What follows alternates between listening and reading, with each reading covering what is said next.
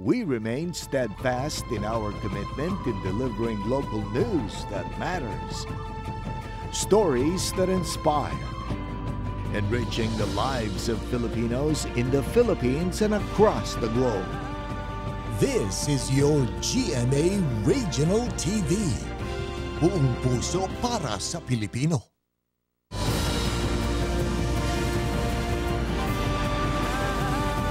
Ito ang GMA Regional TV, One Mindanao.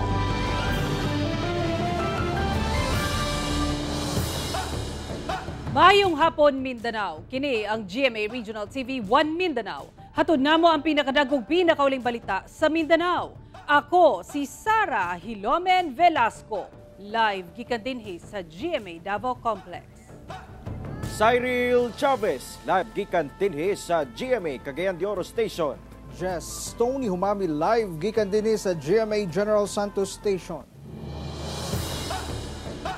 Subling gibaha ang pipila ka barangay sa Zamboanga City atol sa kusog nga ulan kagahapon. Atong sayro ng dugang detalye sa live report ni Efren Mamak. Efren.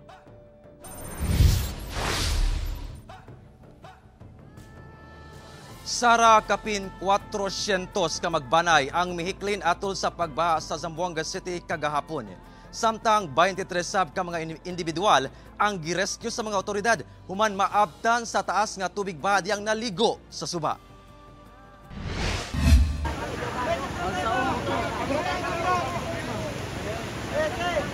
Mao kini ang kulbahinam nga pagrescue sa pipila ka individual nga na-stranded sa tunga nga bahin sa suba sa Sitio Kanukutan, Barangay Pasunangka sa Zamboanga City diyang mibundak ang ulan kagahapon.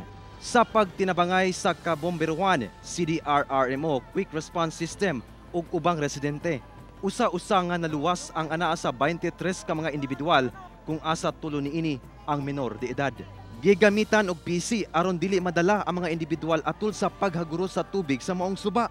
Sumala pa, igora unta kuno naligo ang maong mga individual diyang kalit misaka ang tubig sa suba. After how many minutes, bigla lang yun. Yan, puwerte katulago. Hindi kami pwede pasasin din mapur sa gada. The traumatic experience. Traumatic, sobra. Talagaan! Gawas sa maong mga individual, dunasay mga hayop nga gipang-rescue sama sa iro ni Maria Eleanor Linhua, kinsa nalakip sab sa na-stranded sa suba og na-rescue. Nanong may kaya mo kasi among gal si Palangwa. Oo, kasi do traumatical experience ito yung si first time nga joy anda ako. para ba niya? Samtang kining albino Carabao ni Dono Ventura, luwas sab nga nakatabok sa maong suba. Kaya lang sila ipasa. Hinuon walay natalang na angol atol sa Itabu. Tungod sa nasinating kusog nga ulan nga miresulta sa paglapaw sa kasubaan sa Zamboanga City, apektado ang pipila ka barangay sa syudad. Sa barangay Tetuan, makita nga nahumol na sa tubig baha ang mga gamit ni ining balay human gisulod og tubig baha. Naglisod sab og agi ang mga motorista human gibaha sab ang pipila ka dalan sa lugar. Samtang sa motor pool barangay Pasunangka, gibaha sab ang pipila ka kabalayan nga ana-adaplin sa suba gumikan sa guba nga riprap. Sebraw kasi si riprap alabanda pero ang rato lang ta subilago diretso. Sa tala sa Zamboanga City Disaster and Risk Reduction Management, miabot sa 9 ka mga barangay ang apektado sa pagbaha kung asa miabot sa 449 ka magbanay ang gipabakwit. Ang maong mga barangay mao ang Tugbungan, Santa Maria, Giwan ug Tumaga. Nangapod-apod na sab og ginabang ang CSWDO sa mga apektadong residente. Sumala pa, Intertropical Convergence Zone ang nagdala og mga pag-ulan sa dakbayan. Yung river has already subsided as of yesterday. Normal naman talaga ang situation ngayon. But also still, there is still yung ITCC in effect in Mindanao. So we're still closely monitoring the situation with the BDMCs. Sara sa karon padayon ang pagpaymangno sa Zamboanga City LGU ug CDRRMO nga kanunay mag-igmat ang mga residente ilabi na ang nagapuyo daplin sa mga suba tungod kay posibleng makasinati pagyapon ng syudad og daot nga panahon. Sara. Okay, daghang salamat ug amping mo diha, Efren Mamak.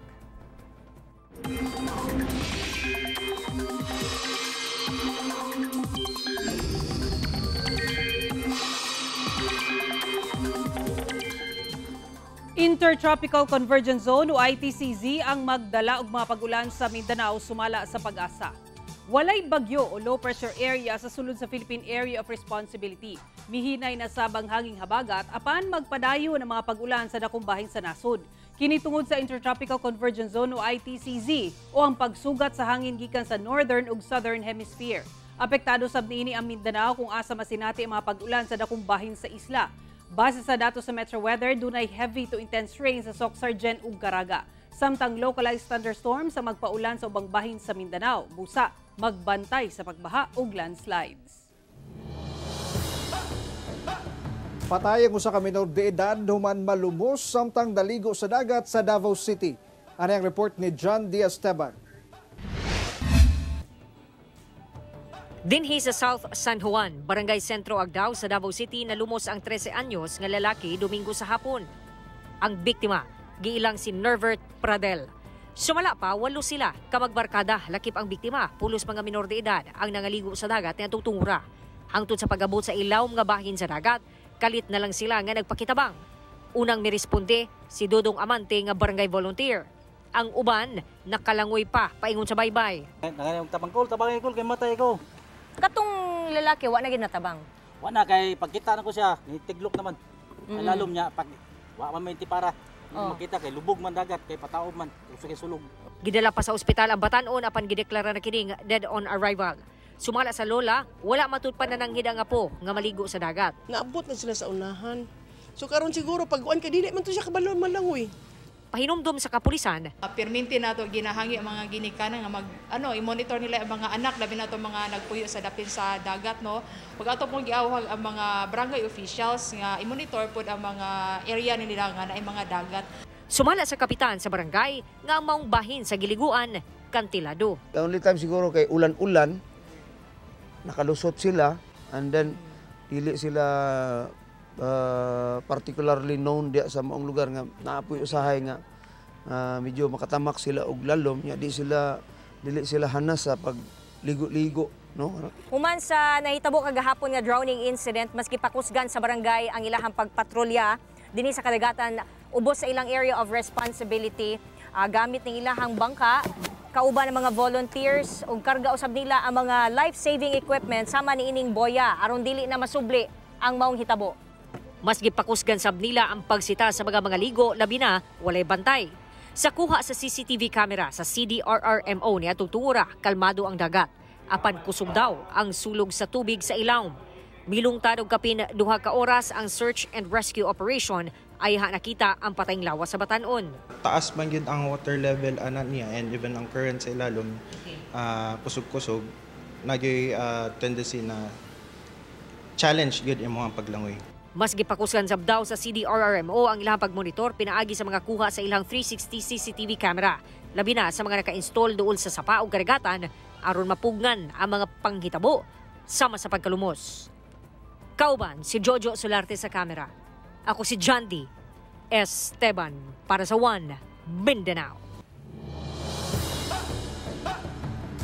Gilugwayan sa Land Transportation Office ang validity sa lisensya sa mga naghupot og driver's license nga nag-expire sugod April 3, 2023, taman April 1, 2024. Kinitungod kay kulang matud pa ang supply sa plastic cards sa LTO.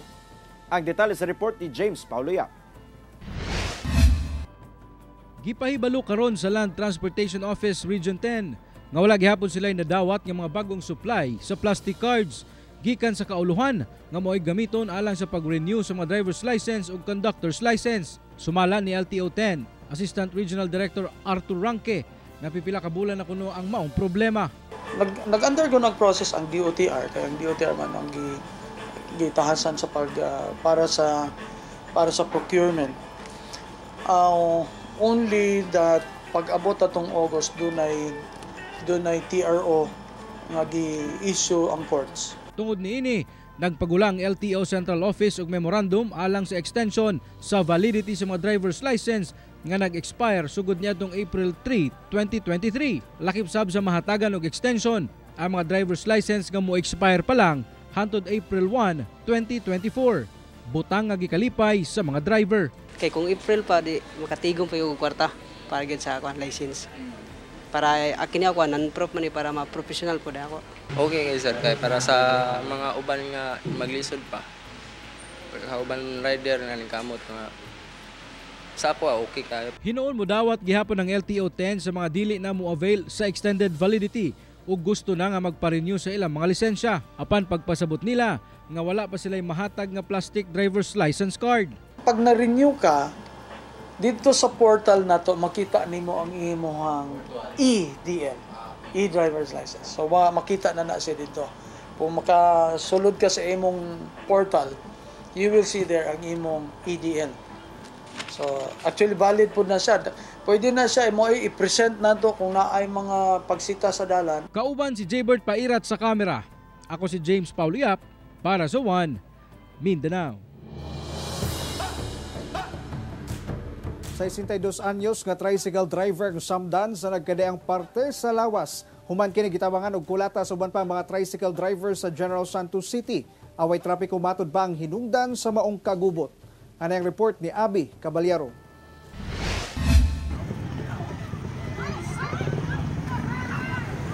Mao kini ang viral video sa nahitabong away sa mga tricycle driver sa Barangay Bula sa General Santos City pasado alas 5 sa hapon adlawng Sabado.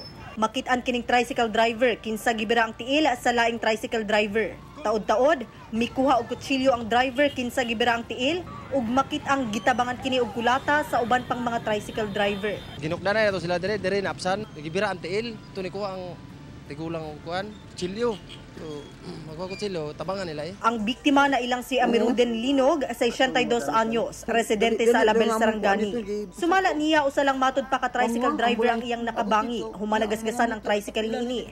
Natingala na lang matud pa siya nga gitabangan na siya sa upat ngadto sa 5 ka tricycle driver. Gani nasamad ang ulo niini, nabunog ang nawong ug mga kamot. Pag sulod niya, pigado makay-traffic man gi di nakagising niya ang akong ang career sa akong dito sa Pikas. Nagaskas gamay ang iyang kilid sa uli. Moto na suko siya. Gawara-wara na siya. Giharangan ang tricycle nako. Unya kay banggaan man ako siya kay ingon ako murag lain na ni kay lain ni yang tuyo sa kuha ba. Pagbira niya sa akong tiil unya na nagsumbag sa kuha. Moto gi kuan ako anang kutsilyo kay para di sila makapaduol sa kuha. Instead na isettle na lang siguro nadala sa init ng ulo katong iyahang nakabangga giatangan siya dito. Sa karon ginaila pa sa kapulisan ang mga tricycle driver nga mikulata sa biktima. Panawagan nila ngadto sa mga driver nga nalambigit nga modangop sa ilang buhatan.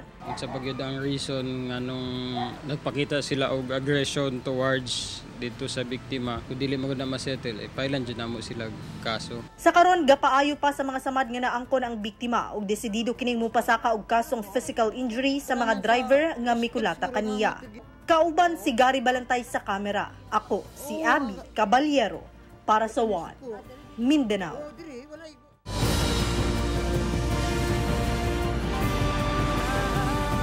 Ito ang GMA Regional TV, One Mindanao.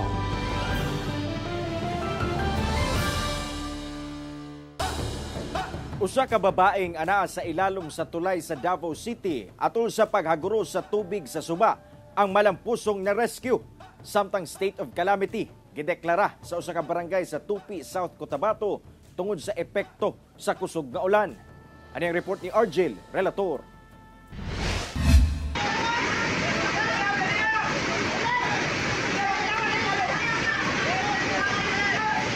Kulbahinam ang pag-rescue ni ining usa ka babae nga napalibutan na sa naghaguros nga tubig baha sa Suba ubos sa tulay sa Barangay Crossing Bayabas, Davao City, Sabado sa hapon. Gamit ang PC, gilayong gi-rescue sa mga nagpakabanang residente ang baong babae.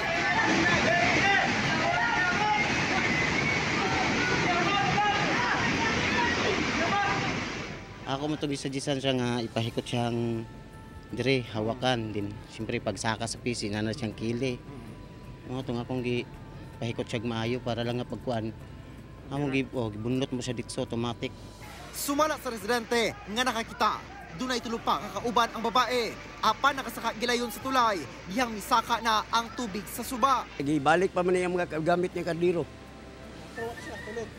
Wala man, kamatar ko hipos na sila. Nagtuo man sa ang baha, di moabot niya. Nakuyaw man yung baha, adri mga limitado ni. Dinhi mismo sa akong gitindugan ang lugar kung asa nakita sa video nga natanggong ang usa ka babae. Maayo na lang matud pa kay dunay dakong poste dinhi sa tulay kung asa siya nagpasilipod ug nahati sab ang tubig tungod ni ining poste. Kay kung wala matud pa, posible kaayo nga madala siya sa kakusog sa sulog sa tubig dinhi sa sapa. Gani naabtan pa sa GMA Regional TV 1 Mindanao ang maong babae sa video nga girescue nga nailang si Dosilin kinsa nagpabiling nagpondo ilalom sa maong tulay. Taga-Kapalong Davao del Norte matud pa sila og nidayo sa syudad. Nagpahulay lang matud pa sila ubos sa poste. Sa dihang wala nila mabantay nga padulungay na ang naghaguros nga dakong tubig. Kahit ka tubig di ba? Wala ka kabantay? Oo, ako nakabantay. Sumala sa barangay, ikapilang higayon na matud pa nila, ginapadlong ang mga nagatambay sa ilalom sa tulay, apan mubalik lang gihapon. Yan mo na, makig-meeting na po ko sa taga CSWDO siguro o sa polis, nga himuon na po na mo itong niagi bulan, nga operasyon me. Samtang makitaan sa video nga hinay-hinay lang ang padagan sa mga motorista sa Tantangan, South Cotabato o doon sa mga commuter nga natanggong. Kinihuman gibaha sab ang lugar Domingo sa gabi. Gipailawom sa state of calamity ang barangay Polonoling sa Topi, South Cotabato. Ilawom sa resolution number 41. Human ang sinating pagbaha adlawng Domingo. Gani makit ang halos tagatuhod na ang level sa tubig baha. Human ang kapinduha ka oras nga pag-ulan. Upat matud pa ka mga purok o upat ka sityo ang apektado. Duna matud pa'y mga kalsada o mga tanom sa mga residente ang nadanyos. 27 ka banay ang ipabakwit tungod sa pagbaha. Nagparayo ng assessment o monitoring sa mga apektadong residente, agricultural products o infrastruktura. Ako si Argil Relator para sa One Mindanao. Sa mga motorista, pagpatubil na karon pa lang, sanglit dunay big time oil price hike na sab nga ipatuman sugod ug mga adlaw. Atong sayron ng detalye sa report ni Argil Relator live. Argil.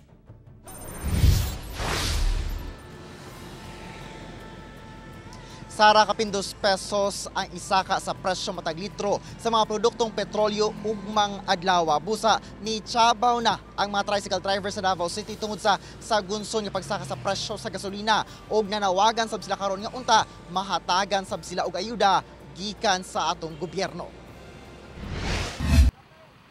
Ugmang adlaw Martes, magpatuman na sab og taas presyo sa mga produktong petrolyo ang mga kompanya sa lana. 2 pesos ang isaka matag litro sa gasolina o kerosene o 2 pesos o 50 centavos sa matag litro sa diesel.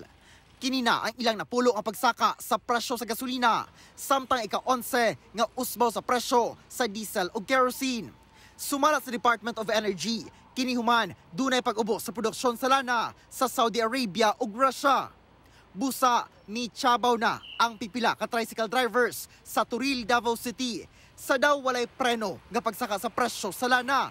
Buot nilang pagatutukan sab kini sa gobyerno, sanglit dugay na matud pa silang direktang apektado unya dili sa makabalanse sa ilang kita ang minimum nga pamasahe. Unta mga ubos gamay ang gasolina kay aron kami mga driver sir nga matabangan po sir kay mahal kay gasolina sir man ang pamasahe. Mao rang gyapon sir ba? Mapaubos lang unta ang gasolina ba. Lisod po kayo sa sitwasyon na mga driver karon sir kay di po perminti ang kusog ang biyahe. Nang hinaot sab sila nga maapil sa panghatag nga fuel subsidy sa gobyerno aron makaabag sa gastos sa pagpamasahero. Naman pangayo po unta nga matagaan po mig ayuda kami ng mga driver kay di man po tanang panahon sir nga daghan po kay pasahero. Ang amo lang diha unsay katabang sa gobyerno.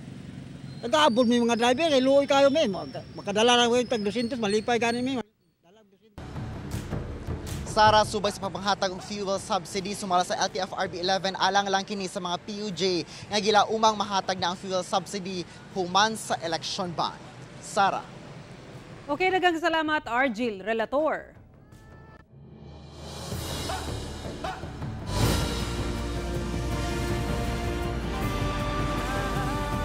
Ito ang GMA Regional TV, One Mindanao.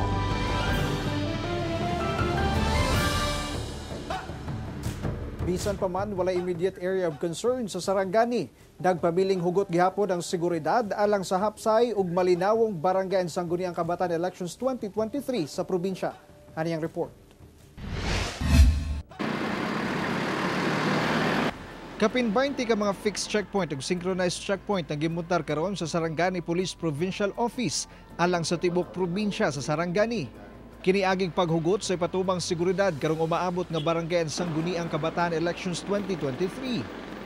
Every border mayroon tayong checkpoint at saka mayroon aside sa border checkpoints, mayroon din tayong mga synchronized checkpoints, sporadic siya na located sa mga strategic position. Kinibisan pa man nga walay naila nga immediate areas of concern sa Sarangani sa karon. Sumala sab sa kapulisan, sukad gipatuman ang COMELEC Kanban. Walay na kumpiska mga pusil sa checkpoint. Apan duna na sila'y nadakpan nga mga individual nga nakuhaan og mga deadly weapon ato sa checkpoint. So far sir, wala po tayong immediate areas of concern, yung sabi niyo nga kanina sir, hotspot, and everything is under control ng PNP natin, but of course we are not putting our guards down. We are always on constant alert, vigilance with regards sa peace and order. Mulungtad ba hangtod November 29, 2023 ang gun ban? Busa pa hinumdum sa otoridad sa publiko nga hugot gayod ng ginabawal ang pagdala, pagtransport og mga armas, labi na kung walay gun ban exemption. Just abide with the rules ng COMELEC. We ask your indulgence na mag-submit lang po during sa COMELEC checkpoints para po maging maayos lang lahat, and we will enjoy a peaceful conduct of your right to suffrage. Kauban si Bong Vicencio sa kamera. Ako si Jess Tony Humabil para sa One Mindanao. Defense Secretary Gilbert Chodoro Jr. mitambong sa ika-633 nga anibersaryo sa Local Governance and Administration sa probinsya sa Sulu karong adlaw. Aton sa pagtambong ni Defense Secretary Gibo sa ika-633 nga Bangsa Sugday o ang anniversary celebration sa Local Governance and Administration sa probinsya sa Sulu nga gipahigayon sa Sultan Jamalul Kiram Elementary School Gymnasium sa Maimbong Sulu, gidayeg niini ang kalambuan sa probinsya. Sa iyang speech, gihatagan sab niya og gibugaton ang kamaynungdanon sa disaster resilience sa usa ka lugar. Laki pang pagpalambo sa sustainable energy, infrastructure ug ang cultural preservation aron magpadayon ang kalambuan sa usa ka lugar. Nakatakda sab nga mobisita si Secretary Gibo sa headquarters sa Joint Task Force Sulu sa Barangay Busbus, Holo, Sulu. 7 ka mga micro-rice retailers sa Iligan City nga mituman sa implementasyon sa Executive Order No. 39 kon price ceiling sa presyo sa bugas. Nakadawat na sa ilang 15,000 pesos nga financial assistance gikan sa gobyerno. Ang detalye sa report ni James Pauloya. Nakadawat na sa ilang 15,000 pesos nga rice subsidy. Pinaagi sa Sustainable Livelihood Program sa DSWD ang 7 ka mga micro-rice retailers sa Iligan City. Human nga ilang gisunod ang pagpatuman sa Executive Order No. 39 kon price cap sa presyo sa bugas. Ang 7 ka mga rice retailer gipang-identify sa DTI-10 atol sa ilang pag-inspeksyon palibot sa mga merkado sa Iligan City. Subsidy para sa ginansya na nawala sa itong mga rice retailers at 15,000. O gigayon po ni, magpasalamat po nila nga sunod sa mando kay mao po ni ilang tabang sa ato ang mga kababayan, sa atong mga kapwa Pilipino. May padangat sab sa ilang pasalamat sa gobyerno ang mga rice retailer. Dakong tabang na kuno kini aron mabawi ang ilang kapital sa pagpamaligya og bugas. Pasalamat gyud ko og dako ma'am nga kani makatabang ni sa among pagkaalkansi. Samtang nagpahigayon sab ang DTI Lanao del Norte, NFA ug Iligan City Price Coordinating Council ug Diskwento Rice Caravan sa Iligan City Public Plaza aron nga mas mapaduol sa publiko ang baligyang baratong bugas. 500 packs nga adunay sulod nga tag 5 ka kilong bugas ang giandam sa NFA nga ginapamaligya lamang sa 25 pesos matag kilo. Samtang pipila ka mga pribadong negosyante sab ang nagbaligya og discounted nga mga premium rice. Ako si James Pauliap para sa One Mindanao. Pambansang Ginoo David Licauco nga leading man sa newest drama action romance series sa GMA nga maging sino ka man nagpakilig sa Dabawenyo fans. Ani report ni Kent Abrigana. Way kasudan lang kilig sa fans sa Davao City, dihang mibisita si Pambansang Ginoo. O karon, karding sa newest drama action romance series sa GMA nga maging sino ka man, nga si David Licauco. Kini ilabi pa nga nakigroovy kanila si David, samtang nag-perform. Gitapos lang na ako, exam na ako, diretso dahil ko dire. Hi, Karding! Mapasalamaton usab si David sa mainiton nga pagdawat kaniya sa Davaoenyo fans. It's been a while since I last went to a mall show. Like being in front of people, kaya medyo na-overwhelm ako. And that led to me being emotional. And yun, it's really happy na nandito ulit ako sa Davao. Matod niya, mas challenging kuno ang iyang gibidahang karakter karon. Tungod matod pa kay siksiki ni sa action scenes. I think yung Carding na role, I'd say like one of the hardest roles na ginampanan ko, if not the hardest. Kasi number one, yung pananalita ni Carding is like different from how I talk. Mapasalamaton usab kini sa bag-ong proyekto nila ni Kapuso Primetime Princess, Barbie Forteza. Mga viewers natin sa mga kapuso natin dito sa Davao, sa Mindanao, sana supportahan niyo maging sino ka man. Pinaghirapan namin to, napaganda ni Barbie Forteza doon. Medyo kita ko doon, kaya sana panoorin niyo. Kauban si Mel Colmenares sa kamera. Ako si Kent Abrigana para sa One Mindanao. Mga kapuso, 98 days na lang, Pasko na.